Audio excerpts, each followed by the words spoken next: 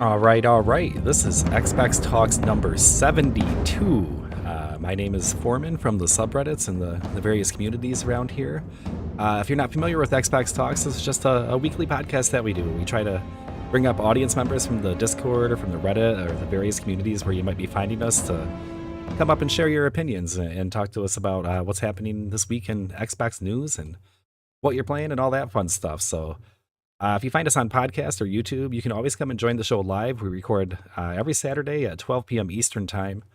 There's a link to our Discord that you can join, and you can come on up, and we'll bring you right on the stage. You can share your opinions. If you're joining us now and you want to come up and talk about Starfield or what you've been playing this week, anything Xbox related, we'd love to have users come up and join us, and we'll distribute you on the podcast and all that good stuff too, so you can help host the show. So welcome everybody that's listening live and all the people that do find us on podcast and YouTube. We're very thankful to have you join us about discussing all the latest Xbox news, like I said. So without further ado, let me introduce the co-host up here today. So we have Anthony Mokelworm. Hi, how you doing? He's over there in the UK, still trying to beat on the CMA to get them to move their gears for us. And then we're also joined by Ivan Grimprovise, one of our Discord mods who joins us every week. Yep. How's it going, everyone? Good. I'll answer for everyone. You're all doing good. So hopefully, right? So so we're just gonna kind of rip into it. We usually kind of just give a brief thing about what we've been playing, just kind of the newest games maybe. And let's. I'm gonna go right back to Anthony. What games did you play this week? What have you been up to? This week I played a Game Pass game that's just called Venba. I don't know if you've seen it. Very short, narrative-driven story where you basically cook Eastern food. It's very hard to explain, but it's a beautiful game. It's like a tale of. I don't want to ruin the story for anybody who's going to play it, but it's like a tale of family, really, and sort of connections and mother and son. It's very brief. You can complete the game in maybe an hour and a half, 2 hours tops, maybe less. If you know what you're doing. So I tried that out, and then I kind of got on that vibe then, and I started Bramble, which is another indie game along the lines of Little Nightmares, which is really, again, just a gorgeous indie game. The graphics are incredible. The story is a little quirky. I'm probably only about half an hour in, but it's good. It looks good. But again, I think that's a short game. I pushed on with Arcade Paradise. And just I've been playing Gears 5 mainly. That's my multiplayer go-to at the moment. So yeah, that's been my week. Nice. I did get a chance to play Venba a little bit. I didn't finish it, but it was a pretty cool game. It has a story. I read the reviews on it. Yeah, the reviews on it is what got me in. They're like, I played this and I needed to call my mom, and I was like, yeah, that's what I saw. That's what somebody said. I finished this game and I immediately had to phone my mom. I was like, this sounds crazy. Like, no, I like those little 3-4 hour. It's like a movie. Yeah. It's a different kind of gaming. It's a different slice of a game. But sometimes you have a rainy Sunday afternoon to kill or something. Maybe put on some coffee, and it's a great game to kick back to and get through. It's definitely a good perk of Game Pass, because I'm not sure if I'd want to spend $5, $10 on these games, but I'm more than happy to take them for a spin. And I did play Bramble a little bit too. I think. Uncle Phil himself was recently hyping that game up via Twitter, and I think it gave it a pretty good bump. Yeah. It is good. Yeah, there's a good sort of like seam of indie games in that style for me. I know this is not like Bramble, but like Inside and what's the other one? By the Inside developers, which was incredible. Limbo, they've all got that vibe to me. That sort of, it's like, do you remember the Brothers game where you had to use the two sticks to hold through, and you had to use the two brothers to sort of get through the levels. It's all got, it's good. It's like a Planet of Lana that came out a few months ago. Just a real good, quality though. You finish them and you're like, oh man, I wish there was more. So they're not too long. They just give you enough, and you're like, you want more. It's like The Ascent for me. I played The Ascent and I finished it, and I just loved that game. I just wish there was more of the game. I think it's kind of a famous entertainment quote: "No one to get out." Right, so leave them wanting more, and that's exactly. It's a perfect way to to wrap up a game, and sometimes it's not satisfying, but it's better than overstaying your welcome for sure, which some games have I done agree. too. You know, you get down and you're like, man, how is this game still going? I just want to be done with it, you know, and you're still like 20 hours out. That happens too, and it's Punch Club 2 actually recently for me. I'm just like, what is happening? Please stop. You're torturing me. But anyways, Yeah, no, Magnus in the comments says Somerville is pretty good too. I've heard really good things about Somerville. I haven't played it. yeah. So Bramble, That's just reminding me that I need to play that game. it Need to get just that downloaded. the backlog is a very real thing. Bramble, I think the team did an AMA with us, and it kind of became a meme over on the Game Pass sub. Don't sleep on Bramble for like 2 weeks there. That's all everybody was posting, and it started to get a little out of control. But luckily, like most memes, it kind of died off. But now, anytime there's a hot game over there, it's always don't sleep on this, and it makes me laugh. So, Ivan, what have you been jamming on this week? It's just been Baldur's Gate 3. I haven't left it. You know what I mean? It's like that game has been all consuming.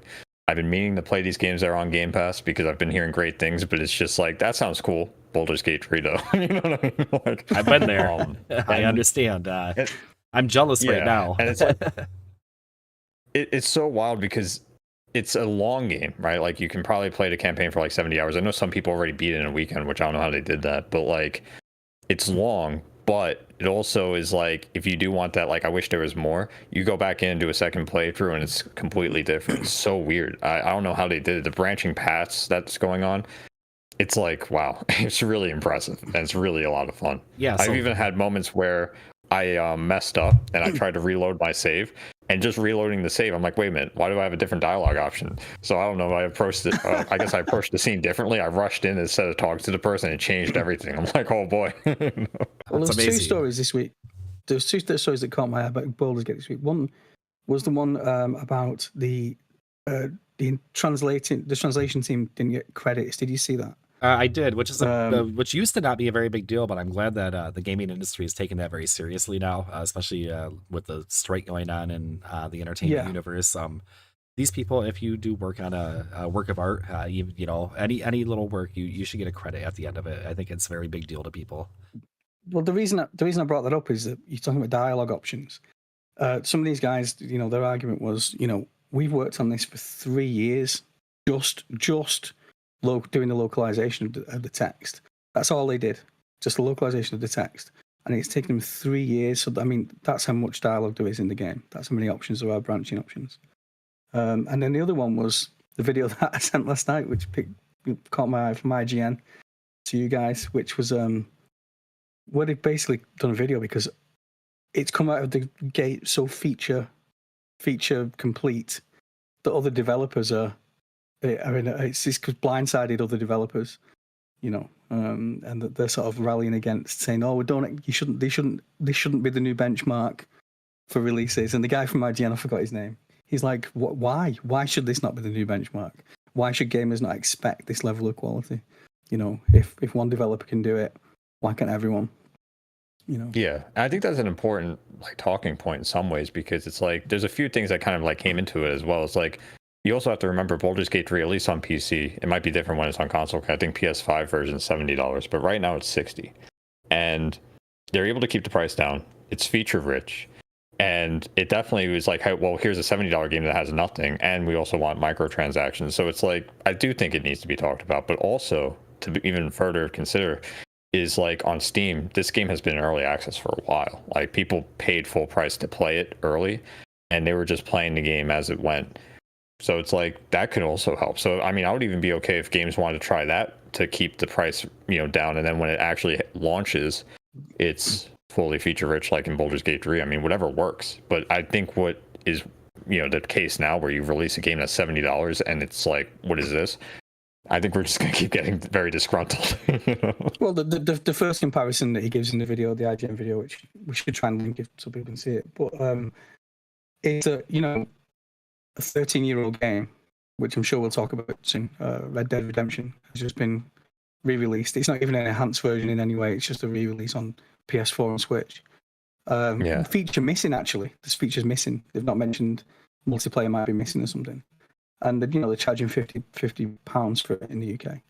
And it's just like incomparable to, you know, to the Baldur's Gate package. Yeah, that just caught my eye about it. But I haven't played Baldur's Gate. But everything just sounds great about the game. Everyone loves it that I've heard. It seems amazing. It's if you're a D&D purist, it gives you that experience in a video game, which people have been trying since the very inception of video games. There's been some kind of take on Dungeons and Dragons. I can't wait to get my hands on it. I can't speak as well to it as Ivan can, but what I've seen is amazing. And the thing that you were describing with the branching stories, it gives you that role-playing experience. I saw a stat today that 65% of the player base is a paladin. I don't know exactly what that means. It means they're making righteous decisions, though. They're choosing good over evil. And Larian complimented their player base for not being evil scumbags, basically. So, but that gives you the kind of idea of it is a true role-playing game like that. Which is when you get back to something like Fallout 4, it's something that people knocked when comparing that to like Fallout New Vegas, because this matters to people. Being able to really build a character that represents you and decisions that impact the world, that's something that really brings people into games, and and it can be a detraction if you feel like you make decisions and it's all kind of cookie cutter and the same thing's going to happen anyway. Like, you can always see when that happens. So like, why'd you even give me a choice if the thing was just going to fall on the guy anyway, or whatever. It's like Mass Effect, right? You made all those decisions over three episodes of Mass Effect, and it all came down. It was all pointless. Yeah, that was a big detraction to the last release, wasn't it? So yeah. Or not the most recent, but the end of the original trilogy. So I didn't make it all the way through Mass Effect. But the complaints were very loud, and it's hard to not pick up when the gamer base is angry, is upset about something, which is frequently. We're a very fickle group. Yeah, I can understand the Mass Effect though, because it's like you play these 3 games, you've been following the story all along, and then you kind of get the rug pulled right at the end. It's not like something you saw coming. It's like, well, it's been like this since the first one. What do I expect? It's like such polarizing choices, and then that's it. Final choice. It just comes down to one choice at the very end. Yeah. I mean, pulling off a complete trilogy and wrapping it up where people are satisfied is a really tough thing to do in movies or games or anything. So, that's okay. Mass Effect was still a beloved game enough to where Andromeda was really hyped up before that really tarnished things. So, just one of those things. So, anyway, so what I've been playing this week was real briefly is just Final Fantasy 14. I've been checking that out. Previewing it is the way I'm looking at it. Is it's getting ready for an Xbox release, because I've been waiting for a long time to have a. There's other MMOs on Xbox, but this one, the Star Trek Online and I forget some of the other ones. They just don't have a very large player base, and they're not very well supported. Whereas Final Fantasy 14 is absolutely new content all the time, very deep and all that stuff. So I'm enjoying it. Do you think that Final Fantasy 14, once it releases on Xbox, will be a separate subscription? No.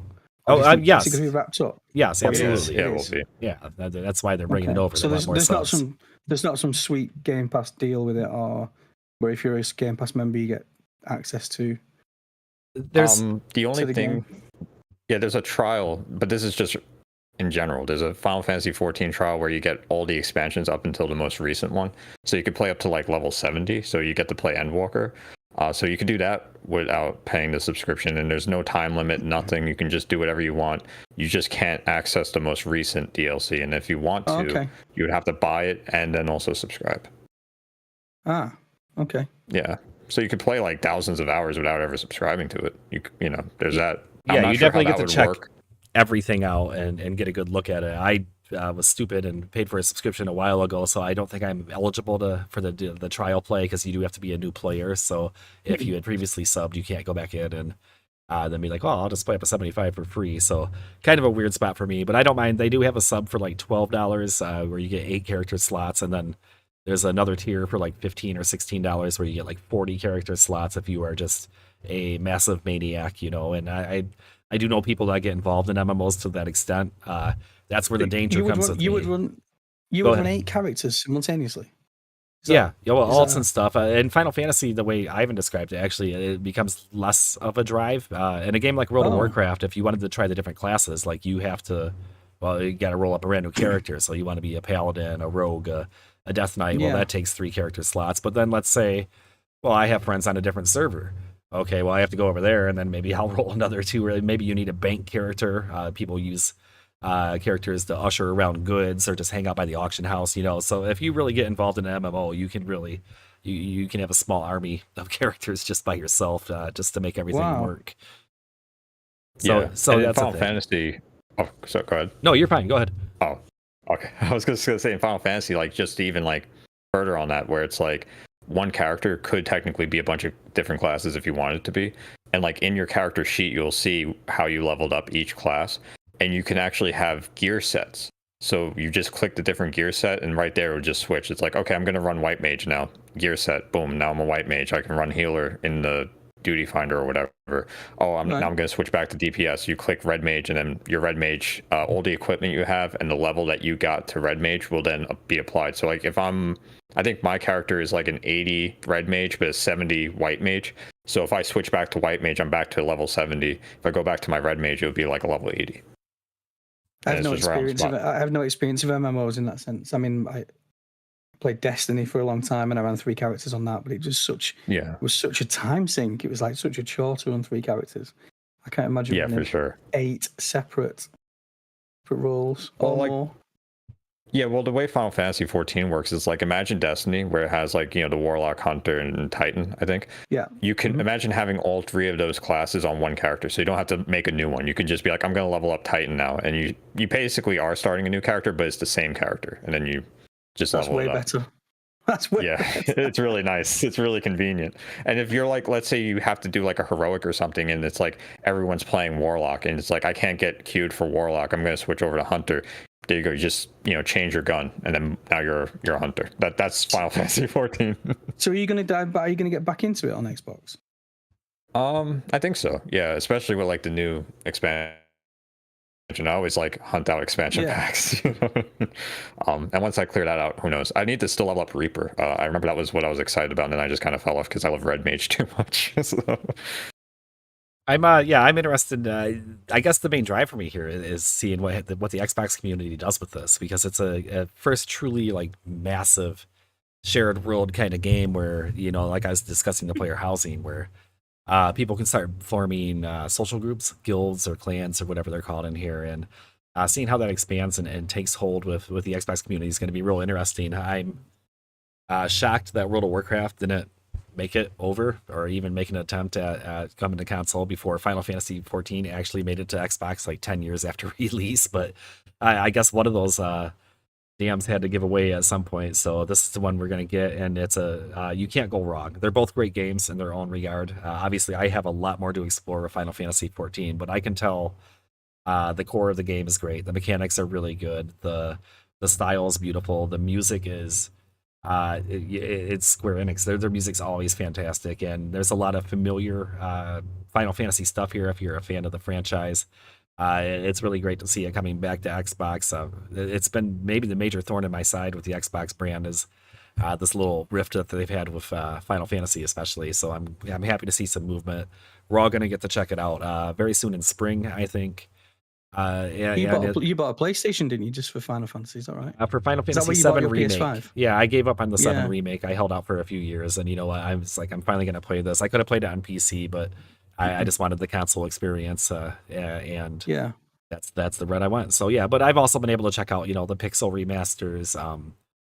There's a Tactics Ogre game, I believe. There's a lot of more games that don't make their way to Xbox that I've been able to see over there. But as an Xbox primary gamer, obviously I would love to start investing and supporting these games when they come this way. I will buy them again just to be like, hey, one guy bought it in Michigan. We got to start bringing more games here. That's exactly what matters to these developers. So, so it's been fun. I'm trying to balance it. Yeah, MMOs, everybody knows, can be dangerous. A couple hours at the end of the night, it's my chill game. I run around with my little dude, blast some things, run a few quests. I don't read any of the text. What the heck, unless it's like the story quests are really good, or the main storyline quest. Is it something I could get in? I mean, as a solo player, is it something you can get into? It's extremely soloable, right? You don't. When you get MMO to me in raids and all this, and it envisions me you need to be in a clan and you need to have all these people that you sort of like work with, and is that not the case? Is it all sort of matchmaking in that sense? I mean, Yeah, there was matchmaking that would get you through. And I would say like over time, like because like MMOs back in the day was very community based. Like Star Wars Galaxies, you couldn't even level up unless you found somebody half the time. It's like, oh, don't worry, I can train you in rifles, and you're like, okay, sick. But like with Final Fantasy 14, it's like the most single player MMO I've ever played. It is just like I know people who just got through it, and it's like I never even joined a free company, and that's it. And then they're off. You know, it's very single player friendly, like that's for cool. Sure. Even more than World of Warcraft. And World of Warcraft was like the first one I remember people were like soloing, like they were just going through the main story, go into a dungeon finder, go back to the main story. That was like the first time I've ever seen something like that. And coming from like a sandbox MMO, I'm like, what's going on? Why is everyone like not talking to me? You know what I mean? Yeah, WoW really took hold because Blizzard is very good at stripping away the stuff that makes games not fun and focusing on, at least they used to be, and focusing on the fun mechanics, you know. And WoW was even ugly when it first released. Like it wasn't a beautiful game, but you talk about simplifying things. Yes, making it easy to play solo, you know, and I remember even in EverQuest 2, like I had run out by myself and I was, I died because you needed a group. It was impossible. But I think Final Fantasy, at least in 14 in my early experience, seems at least, if not more soloable than World of Warcraft. I haven't had too much difficulty at all, but there's still been some challenge in some of the fights and the encounters. It just, if you're versed in MMOs, you know how to handle mobs and packs and all that stuff a little bit better than maybe if you're brand new to it, but you're going to pick up in a hurry if you have any gaming skills at all. I think it's going to... I'm worried because they still have queues almost every time I log in. They've been known to stop new subscribers, right? They just stopped selling the game. It was so popular at a few points. You think they just... I don't know if they stopped new subscribers, but... Oh, go ahead. Why don't they just expand the servers rather than, you know... You want more players. It makes no sense to block out players, does it? For revenue? There's a real weird story of Final Fantasy 14, and I'm actually I should dig into it more. It kind of had a rebirth, right? Technically. Yeah, because like back on the PS3 and PC era, I even have like the collectors over there somewhere. It just released as Final Fantasy 14, and it was terrible. It was like the worst thing I've ever played, and. Then they came out with A Realm Reborn, which is what we have now, and it's like just so beautifully made. I can't believe it. This is like, you know, where they're like No Man's Skies really turned it around. No, I think Final Fantasy 14 really turned it around. Like we kind of forget because of how much of a difference it made. But like I don't know if they ever blocked subscriptions per se, but I do know they ran out of digital codes, which is weird. You wouldn't think that they would because it's a digital copy, but yeah, they've like I think it was Endwalker that they ran out of. They were like, yeah, we just don't have any more digital copies of Endwalker. Give us a second. And the queue times are always going to be bad. And it's weird because in that game, I feel like it's less important to be on a big server because you can basically do the cross world travel stuff. So you can be on like a lower pop server and then you go to the duty finder and it'll put you into something where you're playing with the cross-platform people or cross-server people. It's mostly locked down to data centers. I forget what the data centers are. It's like Crystal, Ether, whatever. But the servers within those, I don't know, people can go to a lower pop one if the queue times are too bad. I'm on Fairy, and that thing's always like 58 people. And then when Endwalker came out, it was like 1,000 something people. That was my queue, and I was just sitting there for like 45 minutes. Yeah, so it was really bad. First of all, I will always laugh when Duty Finder gets mentioned. I can't help myself, and hopefully I outgrow that someday, but I haven't yet. So I think the takeaway here is that it's a very popular game. Like it's super popular still, and I think what I was kind of getting at there a little bit is like what happens when we add an entire install base of Xbox users that can demo it, as you said, for basically free. Maybe they have to pay for Core or whatever Xbox has for their online play, but it's going to be an influx of several 100,000 players, you know, maybe up to 1 million players. That will turn new players off, right? That will turn new players off. It's like when... I don't know. They might try it, say you wait 45 minutes, you're like, nah, forget it, and you don't go back. I don't know. I'm the kind of guy that I'm like, man, I have to wait 45 minutes. What the hell is going on in here? I got to see this, you know? So I don't know. Really? I guess it... I remember when Overwatch 2 launched, remember that problems the first 48 hours? People couldn't get into a game and people just couldn't get in. I was one of them. I tried to get in, I couldn't get in. People were just saying, oh, I'm done with it. I'm not trying again. But yeah, I don't know if that's going to happen unless because I forget when the expansions coming out, but if the expansion comes out alongside the Xbox release, that would be just asking for 45-minute. But surely, Mike, really, if Microsoft are that pushed on this, surely they can help. You know, they've got the Azure setup. You know, surely there'll be some infrastructure help. Maybe they can foresee this. Surely, yeah. You know, I'm sure there's something behind the scenes going on where there'll be some help infrastructure-wise. Xbox gamers don't like Final Fantasy games. I've read it over and over again on the subreddit. I think they're fine. There's just gonna be like 2 of us that check it out, and we're good to go. So they knew. It's just us 3. This is all just for optics. Nobody's actually gonna play it. Joking. I think there'll be a huge line of us to play it. So it's gonna be interesting to watch. They are gonna beta release it, and I think that might be them kind of filling out how to maybe ease the population into it. The beta entries will probably be limited to some extent so they can control the number of people that come in, and there might be new servers. I know there's kind of a new Blade in North America, at least. It only has 3 or 4 Realms servers on it. I'm going to get the terminology right. I just need a few more weeks. But anyways, it's a little newer, so it doesn't have all that history. Because, you know, if you get on like a 10-year-old Realm, there's some guilds on there that have extensive history, and it's a little different than jumping on something fresh. So I hope that Xbox players can get some kind of a newer experience with it, but we'll find out shortly. Spring is right around the corner, and news will come before then. So, you know, we might get news in the coming months about what the rollout plan is for that. So anyways, that's an interesting little aside there, but I think it's worth talking about. Like I said, it's going to be very big on Xbox. It's going to be a huge deal when it launches, and if you've been waiting for a polished MMO, not to take digs at the others, because they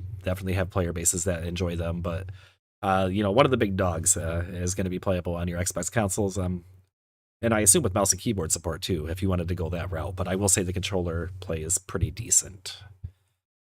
So should we talk about what should we talk about? Maybe I'll look at you guys first. That's what I ask when I actually forgot what the next topic might be. I guess like mouse and keyboard, right? The Overwatch 2 debacle that's happening. I think that's kind of interesting to see. Okay, I want to get in on this because what is it? I'm not party to this. I'm not an Overwatch player at the moment. So Overwatch 2, if you remember, like basically Blizzard was talking about bringing their games over to Steam. So Battle.net's kind of getting like sunsetted, I guess, or is in the process of it. And I remember people were talking, oh, this is because Microsoft's buying them out. But it seems like it was something that was in the plans for a while, especially since, you know, Steam blew up in user base so much. It's like, okay, well, there's where the money is. So Overwatch 2 is one of the first games to come over. And since it's over there now, it's just been getting review bombed. People will basically download the free-to-play game and then just leave a bad review. And I think the last time I checked, it was at 72,000 negative reviews. So like 11% of people are saying it's a good game out of those 72,000 people. And it's getting pretty out of control. Firstly, I'd sound that as an I think it's universally known that it's a good game. Anyway, yeah. So that the review bombing is what effect is that going to have? I don't know. Real terms. I think it's. The second is why is that happening? I think it's mostly because it's like they're not happy with what happened with Overwatch 2. Because it was like promised PvE. You know, we're relaunching the game, and people who paid for Overwatch 1 no longer have access to Overwatch 1, so they can't even go back to what they previously liked. And we've seen that in the past with other games where it's like, oh, here's EverQuest 2. Well, I like EverQuest 1. I'm going to go back to that. I mean, that's like a way dated reference. I'm sure only like 3 people like remember that.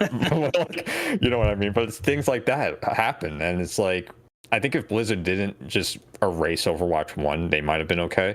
But when you erase something like that and you bring a free-to-play game with a very aggressive microtransaction model, and you bring it to Steam, a place that's already like ready to like, you know, put those people on blast, you're gonna get something like this for sure, you know. And it's Overwatch 2 players love Overwatch 2, right? I mean, I saw Jay commented just yesterday in our Discord that how much you're enjoying the new update, and you suck back in. Yeah. So first of all, I have pulled open here the comments page from Steam. Again, this is a free to play game, so anybody can come in and leave a review. They didn't have to buy the game. So this is an entire jaded population for all the reasons that Ivan just highlighted, getting their moment to vent a little bit. So I cried at the part where Reaper said, "Bye, bye, bye," and locked the new heroes behind a battle pass and scrapped the story mode. Truly the game of all time. Thank you, Activision Blizzard. So you get the gist of it. This is thousands of comments pretty much just in this kind of vein. But I will say that Overwatch 2 is currently a top 10 played game on Xbox. And there are very valid criticisms for how they've handled it. Did Overwatch 2 need to happen? Probably not. Just like Ivan said, it could have easily been an update, a reboot, something that they did with Heroes of the Storm. Instead of calling it Heroes of the Storm 2, they called it Heroes of the Storm 2.0. Didn't relaunch it as a brand new game, tried to change anything too major. But this one is kind of a slap into the face to people that had invested in Overwatch 1, people that paid for the game. Well, what do you get for what you paid for? I guess you got to play the original, if you will, but it's still the same game, which really takes away from it. So shoving all that to the side and getting down to the core game of Overwatch 2. Overwatch 2 is a very solid play experience. The core gameplay is good. The most recent update is actually the deepest update I've seen since Overwatch 2 happened. It includes a new hero, new game modes, which Overwatch has sorely needed for a long time. There's now a checkpoint mode, which is very similar to, or I forget what they call it. But anyways, there's there's an objective. You run to it, you fight for it. Whoever wins it gets a point. Then a new objective comes up somewhere else on the map, and you gotta bust butt over there. So that's fun, and it definitely. When I first logged on and played, you could tell this when people have been playing the game for years, and they were just like, "What? What's the?" They were all excited because they had something new finally for the first time in probably years, and people were confused. Like they would take the first objective and they would just stand there, and so I'd be like, "Hey," I'd be like highlighting things like we need to go over here, and then again people were confused. So the first day with stuff like that is very fun, and I think they can right the ship. I do, but they're gonna have to keep this. It needs to be this update needs to set a standard for updates moving forward. They need to keep coming with a lot of content like this. So we'll see how it goes. Overwatch 3. Yes, Overwatch 3 will be out next year. Don't worry. But they're charging again for it. Sorry, this one's $60. They just like to keep you on your toes. With microtransactions, Maybe you're getting both. Oh God. We can only hope. So, all right. Yeah, that works kind of good. I usually don't it's a little unwarranted. Oh, go ahead. Oh no, go ahead. I was talking. Yeah, I was just saying. I think the hate's a little unwarranted. Like if you're just basically getting on there just to do that, but I also see where it's coming from, and it's like, it's kind of like, I feel like it was looming in the shadows. Like it was only a matter of time. I know Metacritics are usually the spots where people will review bomb, but it's like when you come to Steam after like building all this stuff, especially since you didn't launch on Steam, it's just you're just building up like a lot of frustration. It's like, oh, it's over on Battle.net. The only other thing you could do is just like launch on Epic Game Store, and that would really set them off. Blizzard is definitely the little girl in the meme with the house burning behind him if they do that move. That's we hate everyone. We just want to piss off every single person we can. So something to keep tabs on that we do need to keep in mind. That's about to be an Xbox property by most judgment, most I guess most guesses at this point. I think there's a lot of interest in what's going to happen with a lot of these games under new management. Activision has been very microtransaction focused. A lot of these decisions that Blizzard's made might be with pressure on their shoulders. I'm not trying to make excuses for them with Diablo, Immortals, and all these games that they've been having controversies with, but it definitely is a direction there, which brings us to Avowed. Oh, I'm getting somewhere. Hold on. Which we got news about this week, was originally going to be a multiplayer game, maybe focused on microtransactions and that kind of stuff. After they got picked up by Microsoft, Obsidian, they were able to change their focus, and now they're creating the game that they want to, just a fun game that they want you to be able to play and enjoy. They're not so interested in that extra revenue stream that seems to be so important to publishers, especially these days. So do you think that maybe Microsoft Control could right the ship a little bit for a game like Overwatch? Yeah, I mean, I think so. I also find it kind of interesting too when I read that story where it's like Microsoft made sure that Avowed didn't go that route, but they were hands off with Redfall. It seemed really weird that they like kind of pick and choose when to step in and be like, wait a minute, don't do that, multiplayer microtransaction move. It's like a little strange. But with Redfall, didn't we kind of hear the same news? I believe that originally it was going to be a microtransaction focused, kind of game, and then they kind of stepped away from that too. But maybe I got my signals crossed there. But it does seem to be that. I thought it was like. Oh god. No, you're good. I thought it was going to be like a single player game, and then it got pushed into being a multiplayer game. Whatever it was a mess.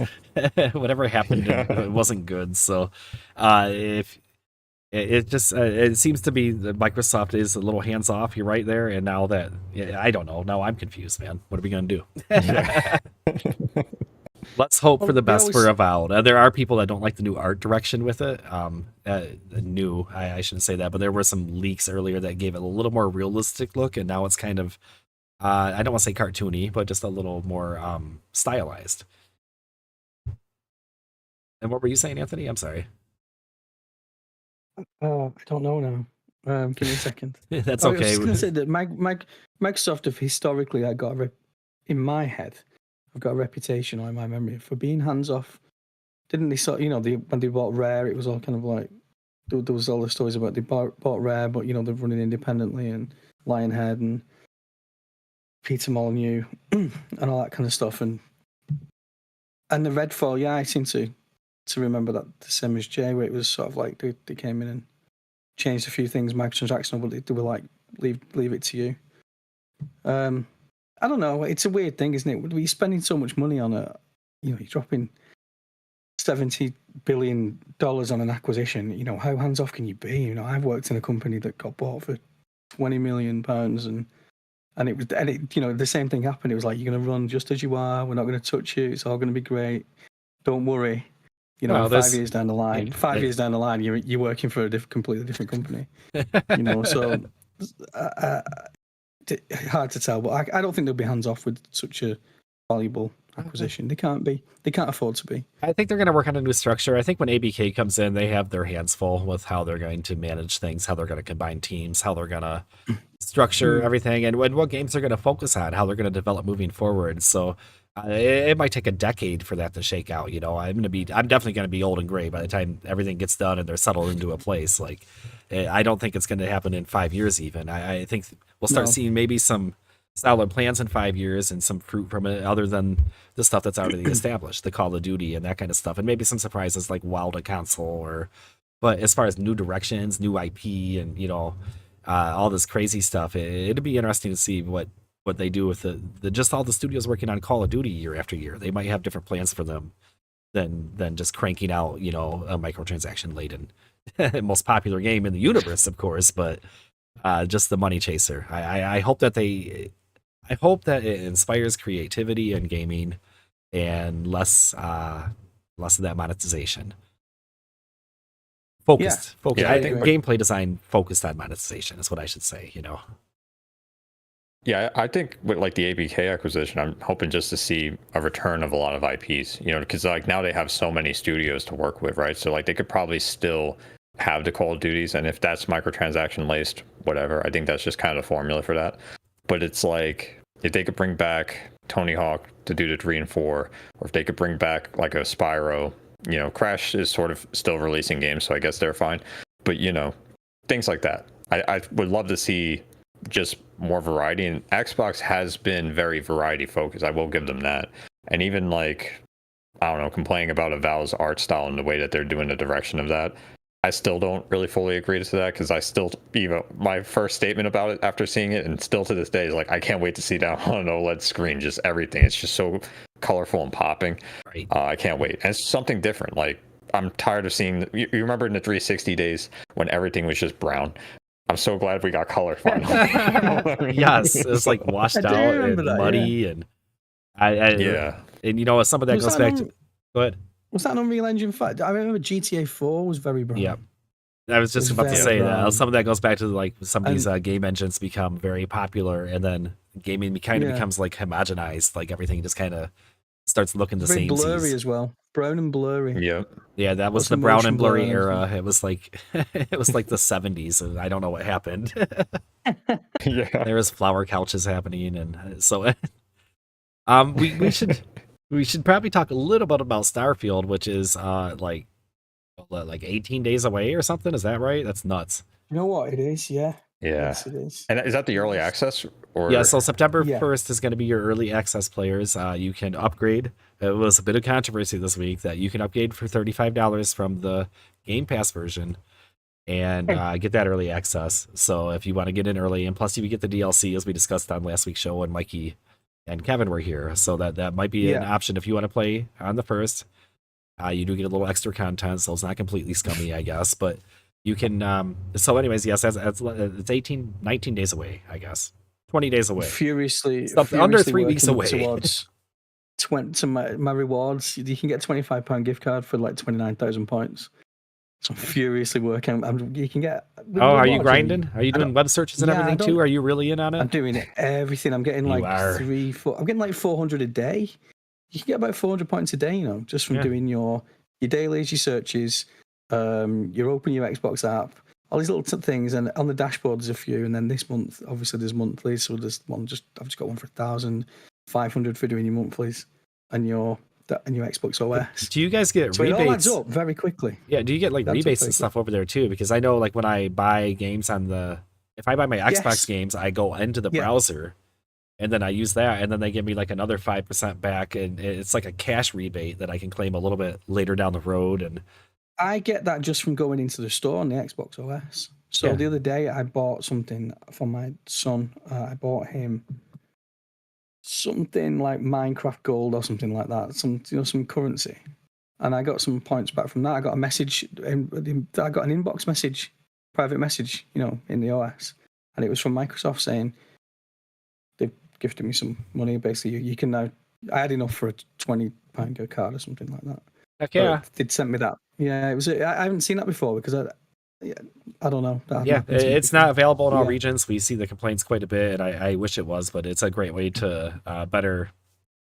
I'm not sure what the percentage is. I don't know what you get back. I don't know the exact amount versus you spend. I don't know what I have going on. I get it on different websites and stuff too. And like one time I bought a Samsung watch and they sent me back like $30, and I was like, I didn't even sign up for that. Sometimes I don't know. I must have clicked on something. Sell my data, whatever. Just give me the discount. But I've realized that before I just kind of got the points as they came. I made sure I did all my tasks in the OS. When you can go to your profile and like play an Xbox a game every day, sure, get an achievement every day and all that stuff. But I've never really hardcore done the Bing stuff. And from doing it this last 2 weeks, I can't believe how many points you can actually. Are you get. doing like the quizzes and stuff too? Are you just you're a madman? You're in there. You're like it takes seconds, honestly. Somebody yesterday was saying the searches really do them in because it's like you have to do a ton of searches really. But I found a super quick way of doing it. If you want to know, you just type into Bing. So types of something. So I like, for example, types of dog, and it comes up with the pictures of dogs, and you just click all the pictures of the dogs, and that actually searches. Right, and if you run out of dogs, then you change it to like types of pasta. Or types you know what? Of if birds. you're stuck somewhere, if you're like on the toilet, you got a few minutes to kill. Like you're waiting for the bus. 90 seconds. I can get all of my searches. Yeah, hey, why not earn some free Microsoft games and double? You're doubling up. But it's fun. I can get up to 400 points a day. Now, over 2 days, that's 800 points. I think it works out like it is 1,000 points is like £1, I think, in value. Yeah, that's about Something right. Like that, I think it's about the same in the States. So every 2 days, I can get pretty much, including then going to the OS stuff and opening the Xbox app. On top of that, you can get probably £1 every 2 days. Which lots of people do it too. We see it in the comments all the time. We've 15, seen people 20 quid a month. We've seen people finance their entire console and like they saved up. Like, I just bought Series X for free. I'm just like, well, man, that's a lot of work, and then I'm gonna be that guy. I'm like, that's not technically free. You were doing. I'm kidding, but they go that like you're crazy because I can't save them up that long. Anytime I get like $10, I'm like, yeah, let's go buy some garbage game I'll never play. Anyway, my story was I'm grinding because I'm so close to the 25 card, and I want to get there before the Starfield early release. So we're gonna get updates from you. The upgrade. Yeah, every week we want updates. I'm gonna get like a little thermostat I'll put on the side, like like a thermometer, like a fundraiser. Fundraiser. We'll see if we can get Anthony's. It's funny you mentioned like you mentioned that you click through pictures for your search. When I was doing the search to try and get reward points, I would just type like nothing, like basically just like HJK. You know what? Somebody replied to me. Somebody replied to me and said, "I just do the alphabet," and they go A return, B return, C return. I'm like, oh yeah, that's okay. I was like always spamming L and enter because they were so close. So like I'll be like this on the keyboard and off. Well, like that's it. I'm done in like 10 seconds. Searches. They're not unique searches. So if you do the same search twice, it still credits you. That's what I found. So really, you don't have to. Yeah. So I mean, I know it's gaming the system, and I know we're revealing it on a Microsoft-based podcast. But that's how I do it anyway. Yeah, because they're still getting our data. We're on there. They're like, okay, we know where his location is. It's like getting a phone call tab. My point is that I can't believe how many points you can actually get if you really want to get them. Yeah, it's quite a lot of money a month. 20 quid, and then I'm in the ambassador program, and I've said this to you before. To get to the diamond tier every season in the ambassador program is so easy, and that gives me like Game Pass Ultimate free once every quarter. So 4 months of the year I get a free GPU, go Game Pass Ultimate through that. So Microsoft really give back. If you put if you know where to look, what to do. There you go. There's lots of good ways for you to earn those points out there, get those discounts. Like I said, it's not supported in all regions, but it's a great way to get on Starfield here. So are you guys like really hyped up for Starfield? I mean, obviously you are if you're collecting points to get it. It hasn't really set in for me yet, and I think it's because it's a new IP. I really do. I think if it was like Fallout or Skyrim, like I would be a lot more juiced, and I know it's going to be the same type of game and I'm going to love it and everything else, but because it doesn't have that kind of indoctrination, I don't know. If I'm not into the universe, I don't, I'm not quite sure what to expect yet. I'm not completely jazzed for it like I would be for one of those games, but I fully expect to be blown out of the water. I'm on the fence about the early access. Having the DLC included does make it more appealing to me, but at the same time, I'm just like, man, just for one time in my life, can I make the frugal decision and wait 4 days and then play it for free on Game Pass like everybody else? Do I always have to be this day one guy? And the answer is probably yes as we get closer. But like you say, you get the expansion, so it's like you're not going to feel cheated out of your money. No, it does make it feel a little better. Unless that expansion going to drop for free on Game Pass? No, it's not. No, I don't think that's how that works. Not. So basically, if you just look at it as you buying your DLC up front, No, it's a great way to look at it. And even if it wasn't, like, I know that when the first day happens and people start blasting those screenshots and, same thing with Baldur's Gate, which has been really tough for me to stay away from. And I'm just going to have to cave and get in on that because by all accounts, this game should be, an 8 or better. I think an 8 would be seen as kind of missing. But I'm expecting a very good experience with this game and hopefully an amazing one. It's going to be a tough year, though, for Game of the Year. It just it ticks all the boxes for me. It's everything that... From watching the Direct at the FanFest not long ago, we watched it live. It just ticks all the boxes for me. I just cannot wait to play it. It's the game that I always wanted. That's it in my head until I actually get hands on and maybe find out it's broken. There's just no way. In my head, it's the game that it's like I watched that Direct and I was like, this is the game that I've always wanted to play. And the system that I've got a Series X, and the system obviously makes that possible. In today's technology, but it's the game that you wanted to play. Years and years and years ago on previous systems and. Yeah, everything about it just screams quality and detail. It's the detail for me. So it's all the little things that they revealed, and that they only scraped the surface in that Direct. And even so, even that was more. It seemed like more than you could take in. There's all the different systems at play, right? We have the settlements, your ship, your character, the dialogue. Just all the normal stuff that we're used to, plus all the intricate items in the world, like the food, the sandwiches, there's strawberry pie, like all these, like everything is interactive, and you can, assuming you're going to be able to craft and companions and all these planets to explore. It really is just an amazing concept. And if they can land it, it is going to be maybe not the most beautiful game of the, it's not going to be the best in certain categories, but it might be the best all around game if all these systems deliver, because it's going to give so many different play styles a way to enjoy it. Where a game like Elden Ring, last year's Game of the Year, it is kind of just kind of a one thing though, whereas this game you might, well, I just want to build a base and farm. I think that might be a valid way to play the game for a while. You might have to go out to get different stuff to put on your farm, collectibles, materials and stuff, or maybe you want to be a talker. I don't know if this is a passive playthrough. Is that going to be something that you could make happen? I have a lot of questions about where it's going to go and stuff, but I think that's what makes it so intriguing, is that we don't have the answers. And maybe when I was saying earlier about knowing a franchise, maybe not knowing it is kind of cool too. I'm not really going in from not the gameplays. But if I look back in my life at all the things that I really loved, like games, movies, I love No Man's Sky, I love Mass Effect. My favorite movies are like Blade Runner and Aliens and Interstellar, like the Interstellar vibe, and it's all of those things sort of wrapped into one product for me that we can play. It's got elements of all of those things that I just love. I'm hoping. I know. I'm probably setting myself up for a fall, as we always That's say. the big concern, isn't it? You said this about Diablo, didn't you? You said, "I hope I'm not getting too hyped," and then post-release, you were kind of like, "Well, I was a bit too hyped." Yeah, for me, and I think for a lot of people, Diablo didn't live up to expectations. So go ahead. No, I just hope I hope it is as good as the promise. I think all this extra time they've taken is to put that polish on it. Go ahead, Ivan. Yeah, I was going to say, it looks like, basically like what you said, it's probably going to be a very well-rounded game. I think it's going to deliver in a lot of ways, and I'm kind of expecting bugs in the Bethesda way, right? Like how we, always thought, well, that's a Bethesda game.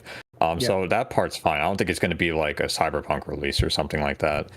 But the thing I'm always worried about when it comes to a new Bethesda release, and I feel like it's kind of unfortunate coming off the heels of like Baldur's Gate 3, where I'm like getting to really have just the full role play experience, like the way I thought was just not going to happen in today's gaming.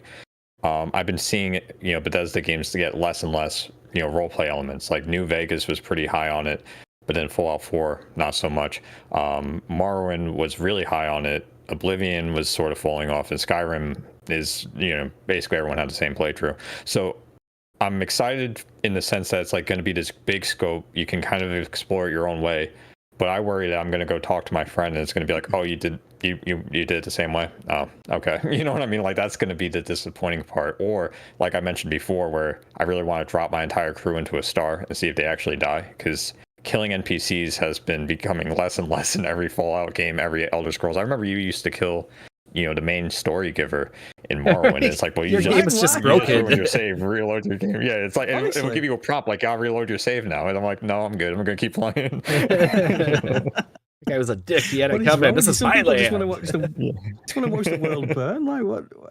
Well, that's the fun, though, isn't it? Isn't that kind of like that's a big draw for people? So while I loved Fallout 4, I understand the people that were like, man, I didn't feel like I had any role playing there, and I'm just over here like there were 3 distinct endings. It's not the same. In Fallout New Vegas, you could do wild stuff. You could like obliterate towns, and it was pretty crazy, and it made it vastly different to somebody else who played through the same thing. So I think Baldur's Gate, as we were just discussing, it really nails that role playing part of the game by his account. So I think and I hope that Bethesda has heard the criticisms of Fallout 4. Especially as far as storytelling goes and role playing, and at least there's some chance for variety here. There's a good guy, bad guy playthrough kind of thing, that kind of stuff where, and even those might not exactly align with somebody else. I hope that's the outcome, but I don't know what we're going to get here with this one. I don't think that should detract from your enjoyment of the game if you know that your friend had the same experience. I mean, your experience is your experience no matter what, right? And it's the flexibility though. It's the option that it's there. It doesn't. It could.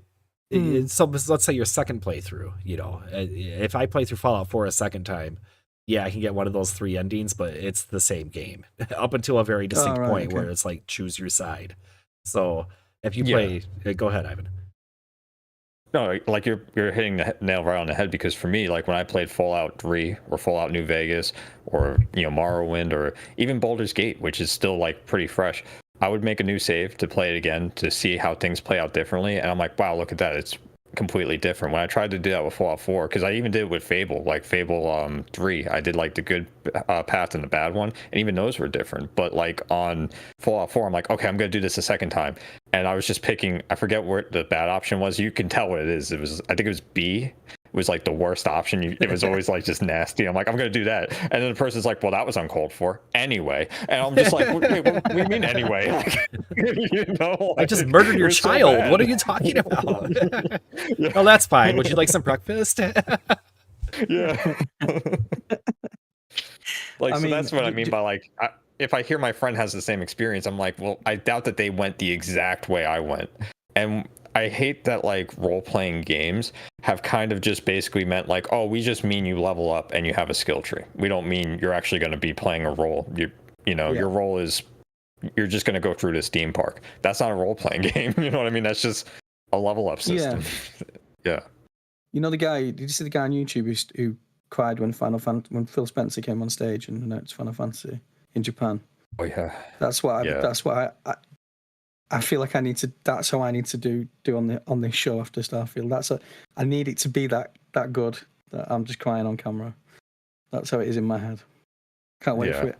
Super pumped. Yeah, I'm gonna try and take some time off work and not tell the family. I'll just tell them I'm working. Drop them off at nursery. Drop the wife off at work. Kids off at the school and nursery. Just it's a private vacation. It's like a Tina Turner song or something. I don't know what's happening. Anthony's on a private vacation. Nobody knows. Apart from me. And you guys. Like it. You know what? We all need our little getaways and alone time. It's great. But yeah, when is it? How long is it? It's like what, 2 weeks? Well, see, today's the 12th. Let me math today. here. So it'd be 19 days to the 31st. So it'd be 20 days till the 1st of September. So we're 20 days away for a game that people have waited for 6 years for. I wonder if it'll be a global unlock or it's going to be a timed New Zealand deal. I'm gonna guess global. I otherwise, like, New Zealand doesn't have enough space for all the people that are gonna want to play that game. So I think Xbox will do global. Actually, we could probably go back to Forza and their previous releases like Halo to see how they do this. I'm sure they'll follow suit. So that's a shame because over here, whenever it's global over here, it's always like super late at night, like midnight. Like that 4 a.m. launch. So I'm going to lose like a day anyway on that. I get mad because all the U.S. developers are pretty much out west. So if you're East Coast, it's like 3 hours ahead. Yeah. We get the same kind of thing. Like midnight releases 3 a.m. I'm just like, oh, come on. Don't do that to me. But it's gotten better now with everything being digital. But anyways, yeah, you'll be able to jump in there very soon. The wait is coming to an end. This will probably help with that Baldur's Gate kind of FOMO that some of us might be feeling as we're watching our PC friends and soon to be other PlayStation players playing it as well. So this gives us our little own universe to explore, and hopefully it's a good one. I'm looking forward to this. I'm looking forward to moderating this sub. It's going to explode. Wow. I think we're going to have very high in days. I mean, in a good way. I hope. Okay. I hope it. No, I hope it. It's real positivity, isn't it? It's like it is kind of all. Yeah, I hope that head over there. We're gonna have to look at things like screenshot policy and that kind of stuff. Very exciting stuff, I'm sure, for everybody. But everybody's gonna be really excited to share and enjoy this game. We're all gonna do it together. It's gonna be a community event, and I can't wait to talk to everybody about it. And maybe we'll talk about those playthroughs, and maybe we'll have vastly different experiences that would be kind of fun. So. Stay tuned. We're getting there. We'll be talking about it more and more as we lead up to it, and probably for several weeks after. Well, like we talked about last week, didn't we? But was it last week? No, I don't even know. We talked about the marketing cycle, and it hasn't even started yet. We've still not seen. I've not still too much. Not seen really any. Yeah, anything. Samsung televisions, I believe. When you boot them up, they have like a little ad for Starfield. The NFL football season is kicking off in the U.S. Somebody mentioned the Xbox app on PC. If you open it now, it has a Starfield background. Yeah, I don't know if you saw that. Yeah. Yep.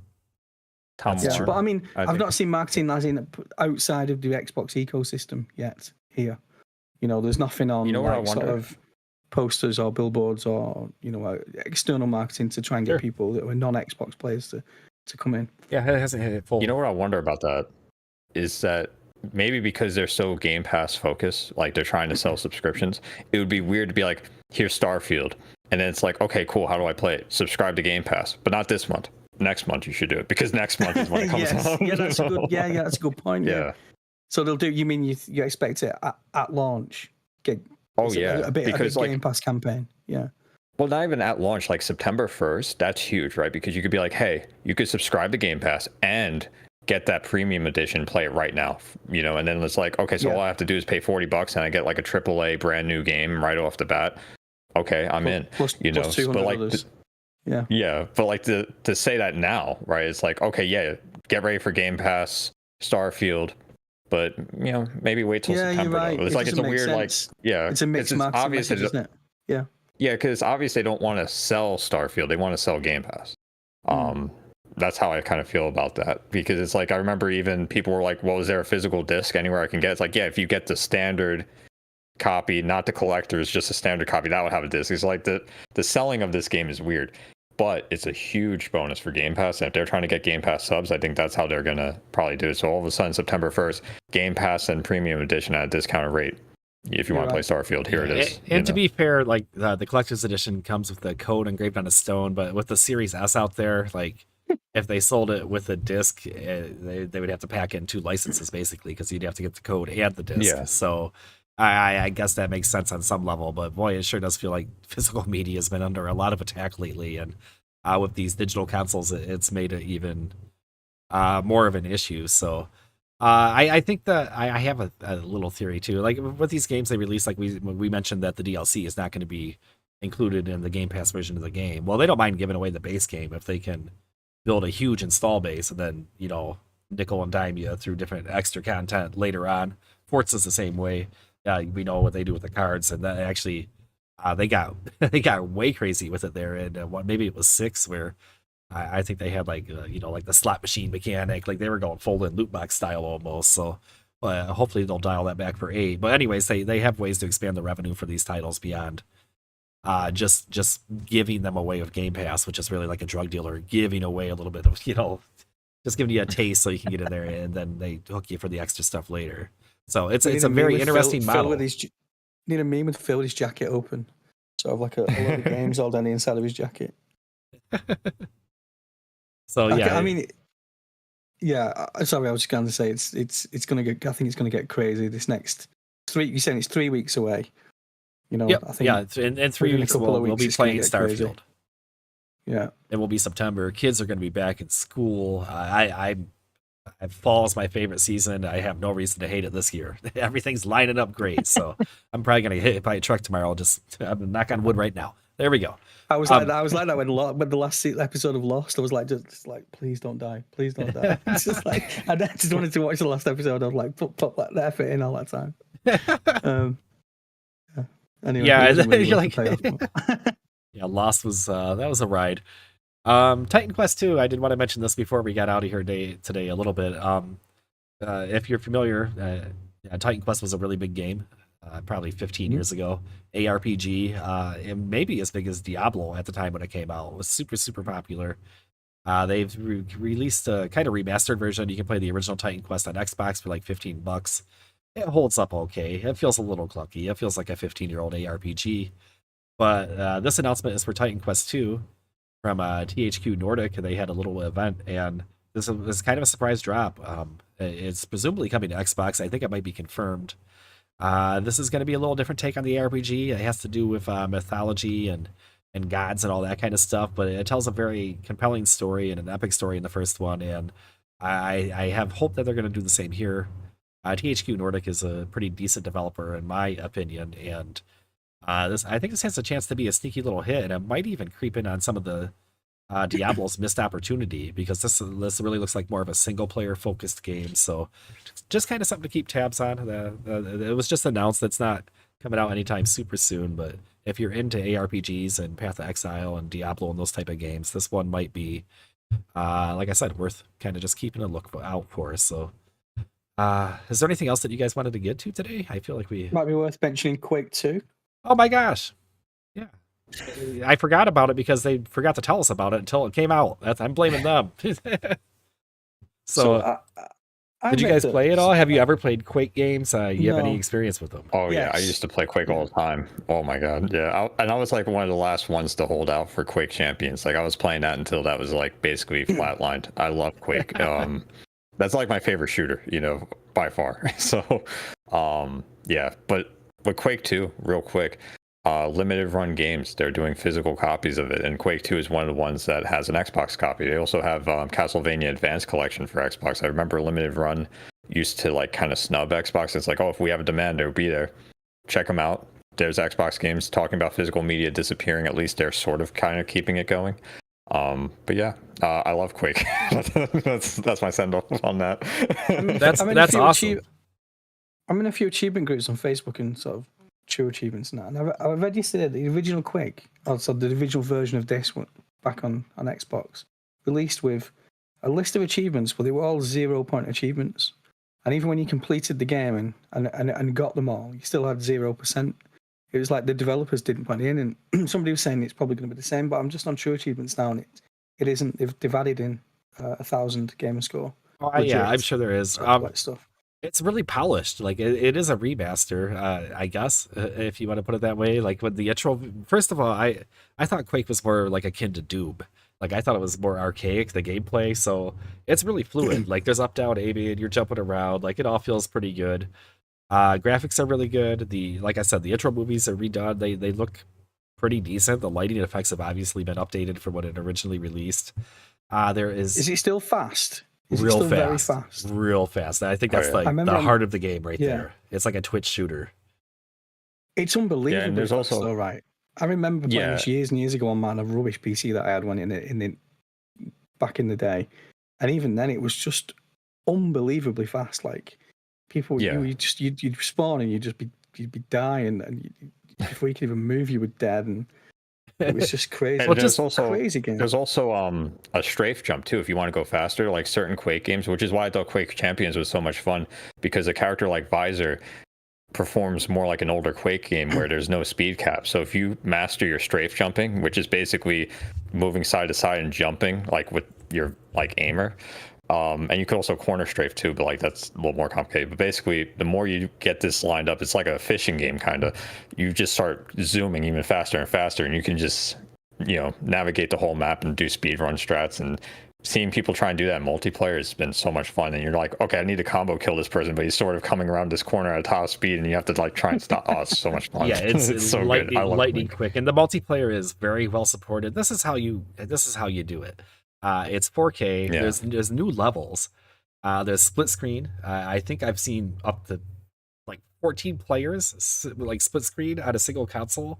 I don't know what kind of chaos that is. That's going to be happening in dorm rooms or something, I guess. But it looked amazing. But if you're playing, I'm sure on the Switch it might be 4-player. There might be limitations. But anyways, it came out. It's eight player it is. Apparently that's a limit on an Xbox and the Switch is 8 okay, there you go. So at once. So you probably saw 2 8-player matches, like an 8v8. Possibly. Yeah, I don't know. 16. Yeah. So it's on Windows, Xbox One, the Series consoles, the Switch, the PlayStation 4, and PlayStation 5. So basically, they dropped it and released it everywhere, and just kind of out of the blue. Like I said, there's a whole new like campaign section, and the mechanics are pretty cool. Like you shoot stuff and it falls from the ceiling, then you have to jump on it, like some puzzle mechanics and stuff. Big thumbs up. Great effort here. I love all the remasters. As a retro gamer, I love anything like this. I haven't mentioned the Castlevania Advanced Collections. Great packages. There's a Teenage Mutant Ninja Turtle collection that just came out that has the NES one, the Game Boy Turtle games, the arcade Turtle games. It's a huge package of retro games.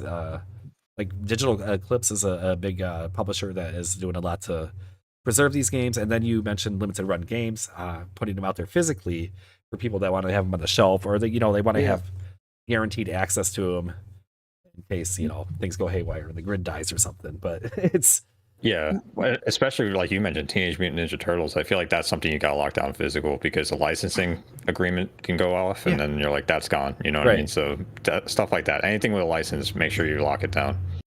Car games. What do you think? Yeah, go ahead. I was going to ask, what do you think the marketing strategy is behind shadow dropping a game? Like, we had Hi-Fi Rush. This was the last one I remember. And then Quake. You said, do you think they have better day one sort of like play or sales with this kind of thing, because it's such a the drop is the marketing strategy, like the surprise drop. Why not announce Quake like in advance, or like, you know, it's I'm just wondering, you know, it's curious to me, like why have that strategy with that game? You know, at some point, you know, we're locking this game down. Nobody's to mention it, and it's going to be a shadow drop. Well, they did drop it at what the benefit QuakeCon. is. So it wasn't like a big event, like a big Quake focused event. So, you know, I think sometimes it's fun to blow the doors off things with surprise drops like that. I think Hi-Fi Rush was an experiment. That was an IP that wasn't well known, and they're like, well, let's try something a little different. We might get more. You know, maybe it worked out that way. You get more publicity. I think it would. I think it did. Just showing probably. Up. Yeah. Rather than being this game that's 6 months out and you keep seeing screenshots, you're like, huh.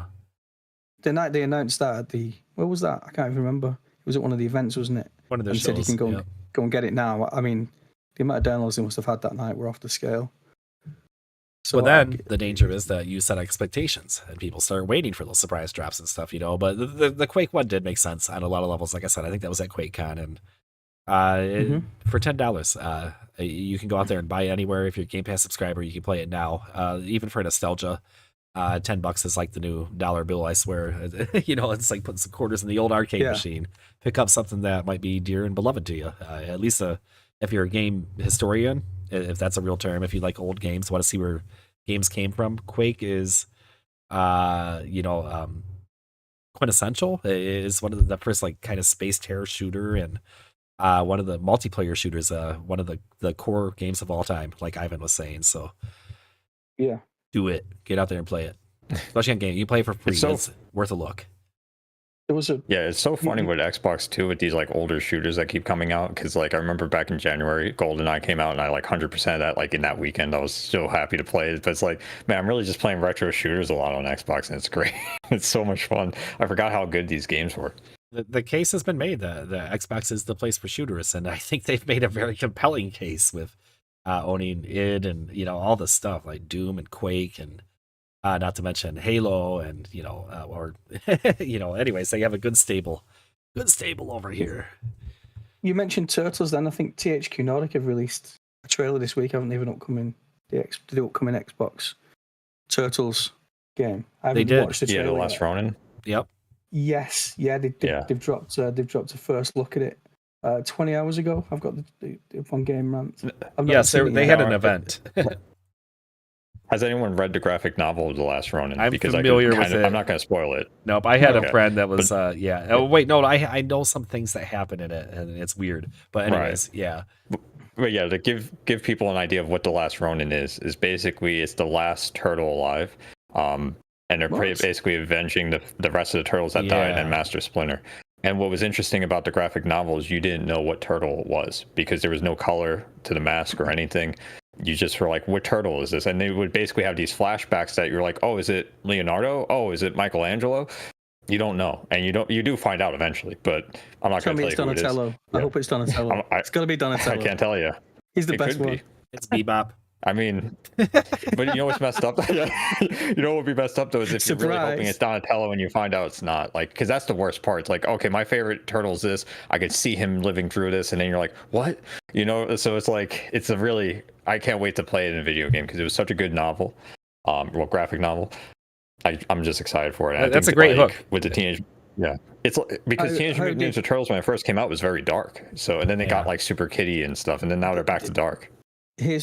Well, maybe we shouldn't delve into this, but did all the turtles and did they die in one incident in the comics? Was it like one event which wiped them out? And then it's pretty much an event, and one survived it. Yeah. Right. And then there's flashbacks. Like the flashbacks aren't always about the event either. The flashbacks are just like, oh, when we ordered pizza, like stuff like that, like just memories. And it's like, you're like, who was the focus of that real quick? Like, now you're like, which one should I think is made this? Like, it's a really well written thing. I recommend. Okay. Well, maybe play the game first and then read the graphic novel. Now that you know the game's coming out. But either way, do it. It's a really cool story. I didn't know that about the Turtles at all. I mean, I stopped. Yeah. The Turtles ended for me when I was like 16, and like the cartoon stopped coming over. But The I 80s didn't know that cartoons carried on were that way. great. They were a little safer than the source Yeah. content, but very compelling in their own right, for sure, Wow. especially for children of a certain age, which I still am, I think. Yeah, Well, I told like you my already, age. didn't we? They changed it over here. I sent you the graphic, did the video, didn't I? It's Teenage Mutant Hero Turtles in the UK. Oh, that's Even right. removed, Yeah, even that's removed Ninja because it was too crazy for the kids, you know, in the yeah, 90s you don't in want the UK. kid ninjas out there. That's how you ended up with 3 ninjas, and that movie wasn't very good. So So yeah, so that, they've dropped that trailer. I've not watched it. I will watch that after we've. yeah, excellent. And then so that was a whole THQ Nordic event. There was also another game announced there. It was South Park Snow Day. It's a 3D take on the South Park universe, and I'll pull up some video here on the YouTube feed. Looks like a pretty fun concept. I know some people really enjoyed Stick of Truth, like it wasn't just a cheesy, license cash in. Like the gameplay was actually pretty compelling, and it had some good role playing systems, role playing game systems, not actual role playing. As I don't want Ivan to get mad at me, but leveling up basically, and learning different moves. So keep an eye out for that. If you enjoyed those franchises, I don't think this is the exact kind of take on it. Looks a little more action based, kind of more like a Zelda type game. Maybe. I guess we'll see, and we'll find out more in the coming months. So they had a pretty good night. Those are some interesting games that people are gonna want to check out in the future here, near future. So I think When that's I it. heard, Yeah. When I pretty heard much South it. Park Snow Day, I actually thought it was going to be. I don't know if anyone remembers this. On the N64, there was a South Park game where you threw snowballs at people. It was so bad. I Yes. think it was just called South Park. I I do literally thought remember. they I remade had that. I Yeah, had that. it was so bad. Rubbish. Yeah. It So when I was saw so- South Park Snow Day, I'm like, is it that game? Yeah, no, I'm kind of remembering Oh my that God, vaguely. I that's think such a my flashback. my brain blocked it out. Maybe I can't. I'm reading the comments now on that post, and people are saying that the 3D character models, it's just weird because that's not how South Park is presented to us. So it's like when they did The Simpsons in 3D, and it didn't look right. So I maybe you'll adjust to it. We'll see how that goes for people. SpongeBob has done it just fine, personally, in my take. Yeah. That's it. It was really a kind of Yeah. a slow news week. We got to talk a little bit about Starfield, which again we're all very excited about. But let's kind of, maybe that's the most kind of interesting thing going right now is what are you playing in your backlogs and what do you got going for the next week while you're waiting for Starfield? What's filling that void for you? Is there anything that you want to get done before we all land in space? Nothing crazy for me. Nothing crazy. I'm just going to finish Bramble. Ramble. I'm going to push up. I'm going to push on my gears because this triple XP. I'm unsure if it's going to go past the end of this season, which ends in 3 weeks, Oh, or if are it's you- forever. The way it reads in Gears when you load it up now and it gives you triple XP every day is that it's kind of at the end. It kind of says, and it's worded in a way that we're going to give you this in perpetuity. It's just going to go on. You're going to have triple XP forever, but you never know. It's just how I'm reading it. So I'm going to try and cram in as much of that as I can to try and get some achieves there. You cashing in. I like it. Well, if they take it away, it's such a good. I mean, it says based on community feedback. If you were doing some of the leveling up, the actual way it was released, it's an unbelievable grind. Like it's beyond you. You'd probably. I mean, all of the achievements have been unlocked by like 0.001 of the community. It's most of them. It's just a crazy grind, and they must have realised that and sort of said, well, we're at the end now, so. We're gonna now we can be nice. Yeah. So I'll probably play some more of that. I'll make some space on my drive. The Starfield was released this week. It's going to be 125 gig. The Starfield download. Yeah, big download. So, yeah, and Gears is massive. Gears is around the same. So, might get done with that and delete it and then Oh no. have some space for Starfield. I always hate it when I have to sacrifice a game.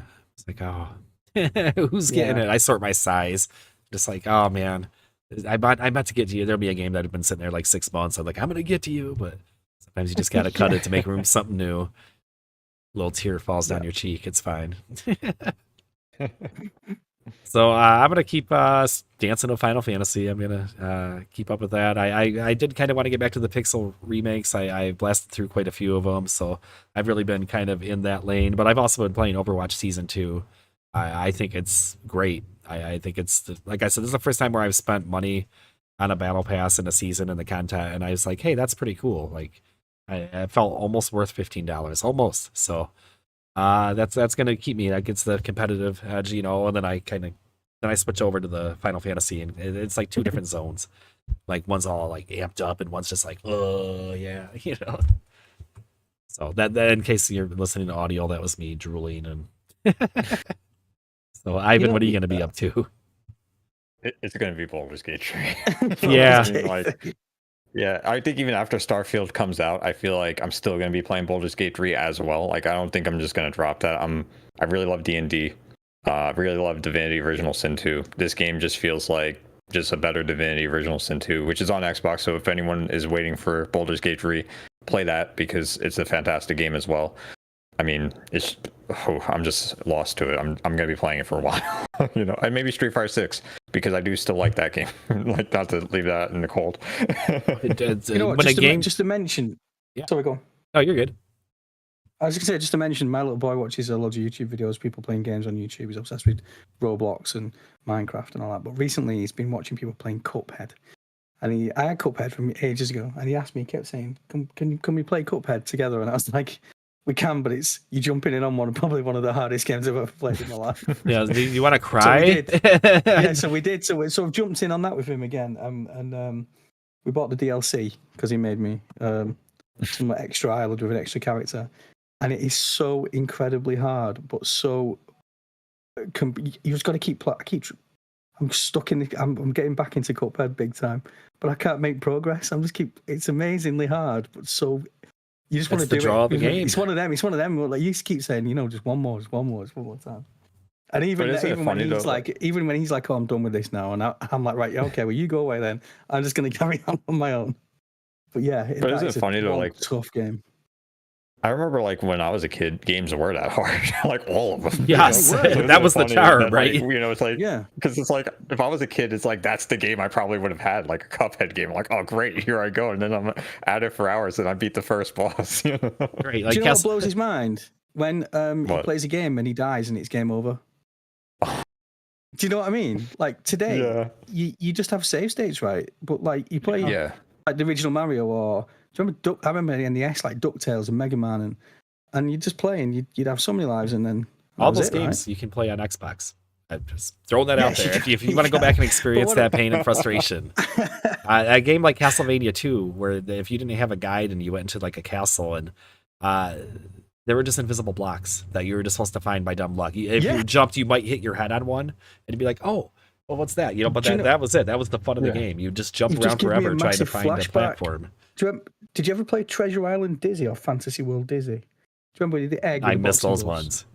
Okay, well, we ended up. There was a room like that, exactly that. We ended up getting like a marker pen and drawing on the TV and drawing all the because it was like it was a single non-scrolling room. Yeah, and on the TV we drew on the TV. We had to draw on the TV. No, I like that too. To get through the level. That's dedication.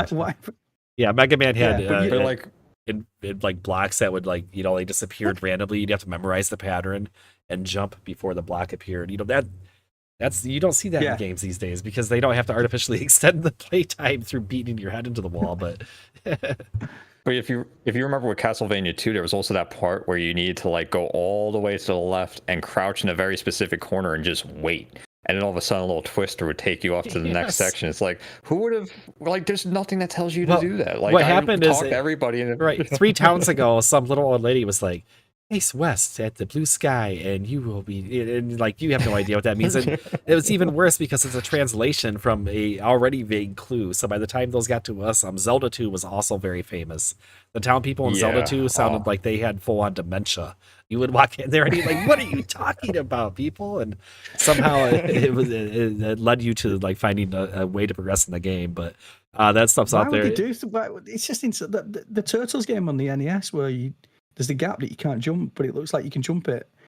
But you just have to walk over it. But do you know, have you seen that? Yeah. And if you try and jump it, you just hit the ceiling and go, and that's it. Yeah. And then, like, in that same every single Turtles other game, instance of that in that game, you jump it. Every single other instance is a gap to jump. Also available on Xbox. Across it. Yeah, And then all, also with that turtles game too, it's man. like I remember people would sacrifice their turtles in the water level because of all the shock seaweed. So it's like you basically were just like, I gotta burn at least 3 turtles before I just get out of this I area. can remember. I vividly remember playing that game like in real time when it came out, coming home from school on the NES, and that water level can die in hell. It's might be one of the worst levels ever created in video game history. Which one's that? Which game? NES Ninja Turtles. It's part of that pack I was just talking about. yeah, You can play it on Yeah. on That Xbox was now. that was the one I got. I got the box, the NES, like the turtle Yeah, there you go. package. That was what I got when I got my NES. You can go out and watch speedrunners do that, and even they like when they get to that level, you'll hear them cursing and just be like, "God, here we go." And then they'll say a little prayer, and then they just try to fly through it. Like Ivan said, that they'll sacrifice their turtles. Like, all right, sorry, Donnie, but not Donnie because he's too good. No point, like Cuphead. It is going back to that, like you say. It's super hard. Like everything is like, I know you're on about like fine movements with your fighting games, and it's like you've got to be pixel perfect on everything. And each boss has like 4 different waves. Even you put it on simple, it's like insanely hard. Yeah, it's all memorization and pattern memorization. But it's good. But it's a great game. It is, and once you beat it, you can't match that satisfaction. It's like a Souls-like game. So have you done it? Have you beat it? Have you beat the game? I beat Cuphead. I beat Mega Man. I feel pretty proud about that. I like the first 4. Good. Well, I'm sure I'll be drawn into that again this week as well. No, enjoy Cuphead. Yeah, that'd be a good ride for you. So, I think we're gonna mosey on out of here now. At this point, we had a pretty good round of conversation. Got a show out there. I don't have any great closing words. There are some cool community events coming up on the subreddit. We were able to chase down the Vampire Survivors team, and we have an AMA set up with them. We have from Frame a Game. We went out and chased them down. They're gonna come with a copy of Starfield, all in a nice frame with a nice little like plaque on it, and they're really fancy. You can check it out. That's a little bit closer towards launch there, and we'll be back here next week, the biggest event of all, for another episode Xbox Talks. That'll be number 73. We'll see if there's news. Gamescom is coming up too, so I was going to say. I was just going to say. We usually get these these little dips in the news before the big events, but there's lots of news coming, so we'll fill the void of other baloney until then. Take care, guys. See you next week. Have a good one. You bet.